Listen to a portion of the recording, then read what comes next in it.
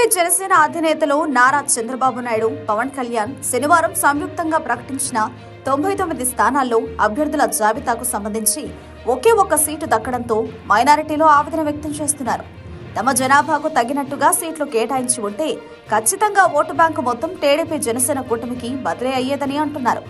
బీజేపీతో పొత్తు కుదరకపోయినప్పటికీ తమను దూరం పెట్టారని, ఒకవేళ పొత్తు కుదుర్చుకుంటే ఇబ్బంది అవుతుందనే ఉద్దేశంతోనే తమకు సీట్లు కేటాయించలేదని మైనారిటీ నేతలు ఆరోపిస్తున్నారు. టీడీపీ ఆవిర్భావం నుంచి మైనారిటీలు దానికి అండగా ఉండుకుంటూ వస్తున్నారు. చివరికి జనసేన స్థాపించిన పవన్ కళ్యాణ్ కు కూడా కష్టకాలంలో చేయూతనందించామని మైనారిటీలు గుర్తు చేస్తున్నారు. జగన్ పాలించిన 5 సంవత్సరాలు పెద్దగా జరిగింది ఏమీ లేదు. మా సంక్షేమాన్ని పెద్దగా పట్టించుకోలేదు. టీడీపీ జనసేన కూటమి మాకు ప్రాధాన్యం ఇస్తాయని అనుకున్నాం. కానీ ఒకే ఒక్క సీటుతో సరిపుచ్చాయంటూ మైనారిటీ నేతలు ఆవేదన వ్యక్తం చేస్తున్నారు. టీడీపీ జనసేన కూటమి కట్టినప్పుడు గుంటూరు, కడప, నెల్లూరు జిల్లాలో తమ ఓటు బ్యాంకు బలంగా ఉన్న ప్రాంతాల్లో సీట్లు కేటాయిస్తారని మైనారిటీ నేతలు అభిప్రాయపడ్డారు.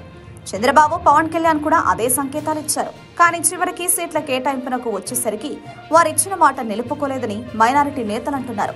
కేవలం ఒకే ఒక సీటు ఇచ్చి చేతులు దులుపుకున్నారని ఆవేదన వ్యక్తం చేస్తున్నారు.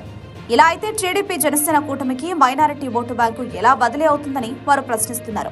సీట్ల కేటాయింపు విషయంలో టీడీపీ జనసేన అధినేతలు పునరాలోచన చేసి ఉంటే బాగుండేదన్న అభిప్రాయాన్ని వారు వ్యక్తం చేస్తున్నారు. రెండో విడతలోనైనా టీడీపీ జనసేన కూటమి మైనారిటీలకు కోరిన సీట్లు కేటాయిస్తారా, లేక బీజేపీని ఆహ్వానించి ఒక్క సీటుతోనే సరిపుచ్చుతారా అనేది తేలాల్సి ఉంది.